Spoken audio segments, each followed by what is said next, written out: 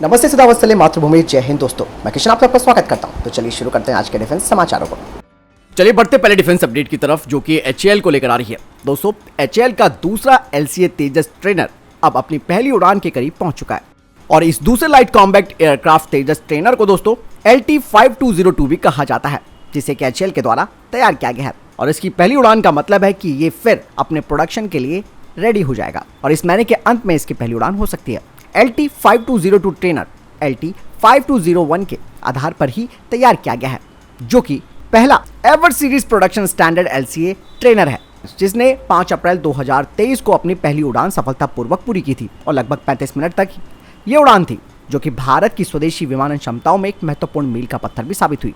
तेजस MK1 programme के हिस्से के रूप में डिजाइन और विकसित किया गया एलसीए ट्रेनर एडवांस ट्रेनिंग पूरा कर चुके पायलटों को प्रशिक्षित करने में महत्वपूर्ण भूमिका निभाने के लिए तैयार है। दरअसल दोस्तों, कुल 18 एलसीए तेजस FOC ट्रेनर्स का उत्पादन किया जाना है। चलिए बढ़ते हैं नेक्स्ट अपडेट की तरफ। दोस्तों, अमेरिकी विदेश विभाग ने एचएएल के द्वारा तैयार किए जाने वाले LCA Mark II विमानों के लिए भारत को full transfer of technology route के तहत GE F414 इंजन बनाने के बाइडेन एडमिनिस्ट्रेशन के फैसले के बारे में अमेरिकी कांग्रेस को सूचित कर दिया है। और दोस्तों, आप सब जानते हैं कि F414 इंजन का इस्तेमाल भारत के LCA Mark II, AMC Mark I और टेडबियर पर इस्तेमाल किया जाएगा। उम्मीद ये की जा रही है कि एरोनॉटिकल डेवलपमेंट एजेंसी 2024 के अंत तक या फिर 2025 की शुरुआत में LCA Mark II का प्रोटोटाइप विकसित कर लेगा और ये कार्यक्रम तय समय के अनुसार चल रहा है। वहीं दोस्तों, कहा यह जा रहा है कि इस इंजन के सौदे के लिए अभी 30 दिनों का समय है और इस महीने के अंत तक इसे मंजूरी दे दी जाएगी अमेरिका की तरफ से। चलिए बढ़ते हैं नेक्स्ट अपडेट की तरफ। दोस्तों, रक्षा मंत्रालय ने एक रिक्वेस्ट फॉर इंफॉर्मेशन जारी किया है 2150 हाई मोबिलिटी व्हीकल्स की खरीद के लिए, जिन्हें कि वेस्टर्न और नॉर्थर्न बॉर्डर पर डिप्लॉय किया जाएगा और ये वाहन हैवी इक्विपमेंट्स जैसे कि एमुनेशन को इन क्षेत्रों तक पहुंचाएंगे। कहा जा रहा है कि इन वाहनों को भारतीय वेंडर से खरीदा जाएगा, जिनमें कि 60% यानी कि 60% स्वदेशी कंटेंट होना चाहिए और इनकी पेलोड क्षमता 8000 किलोग्राम की होनी चाहिए।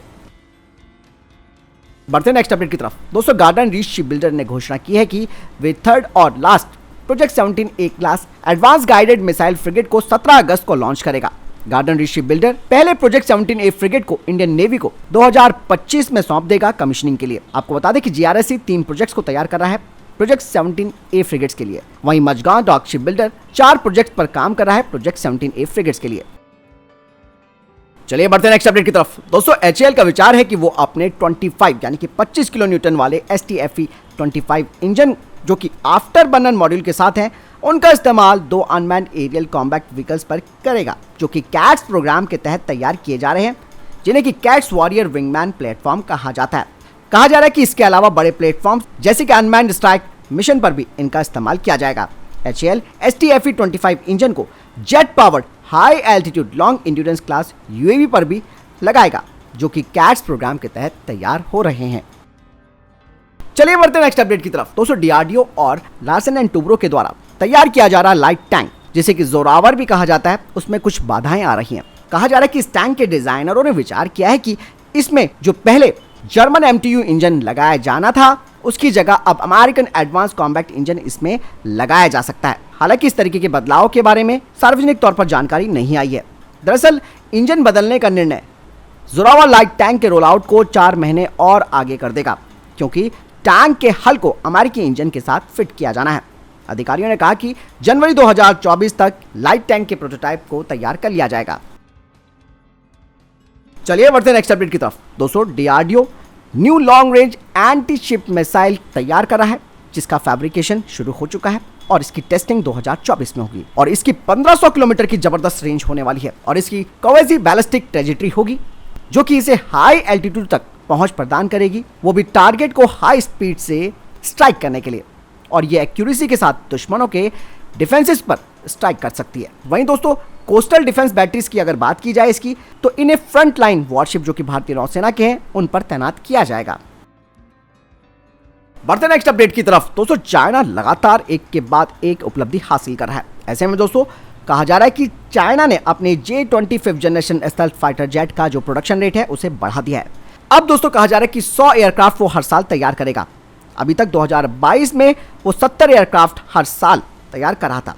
वहीं रिपोर्ट भी ये बता रही है कि चीन आसानी से अपने रेट ऑफ प्रोडक्शंस को बढ़ाने के लिए काफ़ी सहज भी है। आपको बता दें कि चाइना अब तक 250 J-20 एयरक्राफ्ट बना चुका है और हर एयरक्राफ्ट में 4 PL-15 मिसाइल इसके मेन वेपन वे पे लगाई गई हैं और 2 PL-10 short range combat missiles को इसके इनसाइड वेपन बेस में लगाया गया है। बढ़ते नेक्स्ट अपडेट की तरफ।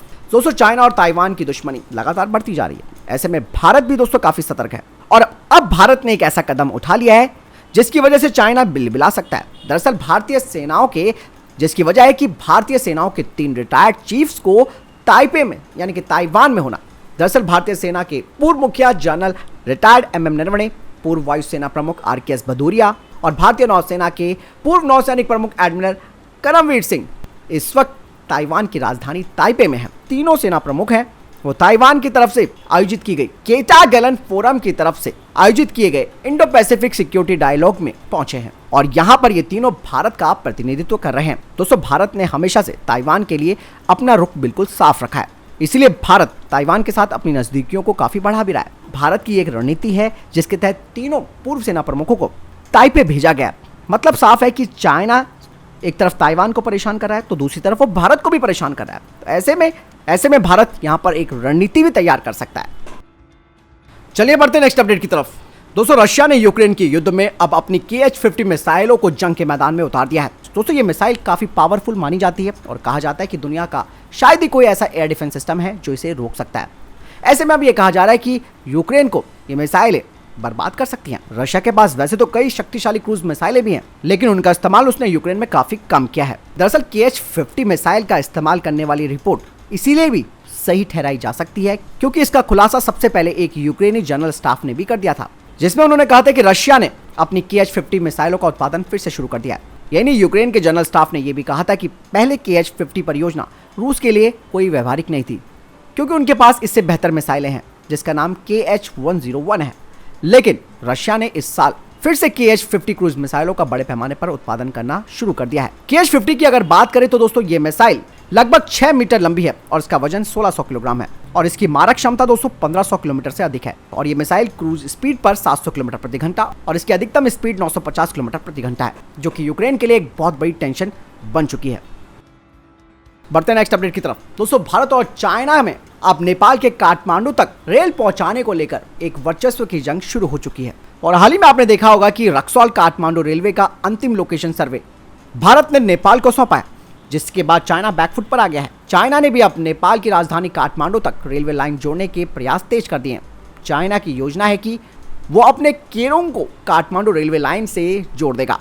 हालांकि ऐसे में भारत चाइना से कदम आगे निकल चुका है क्योंकि दोस्तों, भारत ने इसका डिटेल प्रोजेक्ट रिपोर्ट नेपाल को ही दे दिया है। नेपाल के रेलवे विभाग की तरफ से कहा जा रहा है कि हम वर्तमान में अंतिम लोकेशन सर्वे की रिपोर्ट का अध्ययन कर रहे हैं। वहीं केरोंग काठमांडू रेलवे की अगर बात की जाए तो रेलवे विभाग के अधिकारियों के मुताबिक चीन की टेक्निकल टीम एक फील्ड सर्वे कर रही है।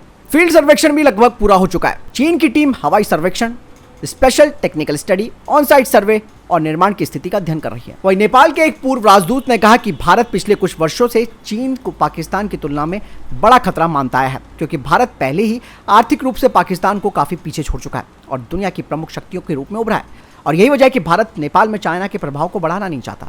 नेपाल का 2/3 व्यापार भारत के साथ ही होता है और नेपाल का तीसरे देश से होने वाला ज्यादातर व्यापार भारत के क्षेत्र से ही आता है। ऐसे में भारत के लिए ही एक बहुत बड़ा फायदा है। तो फिलहाल ये तक टॉप डिफेंस और स्पेस अपडेट्स। वीडियो के तुमने कोई प्रश्न जवाब आपको कोई सवाल है कमेंट सेक्शन में लिखकर जरूर पूछ सकते हैं। मिलता है जानकारी के साथ, चैनल जरूर सब्सक्राइब कीजिएगा। जय हिंद, वंदे मातरम।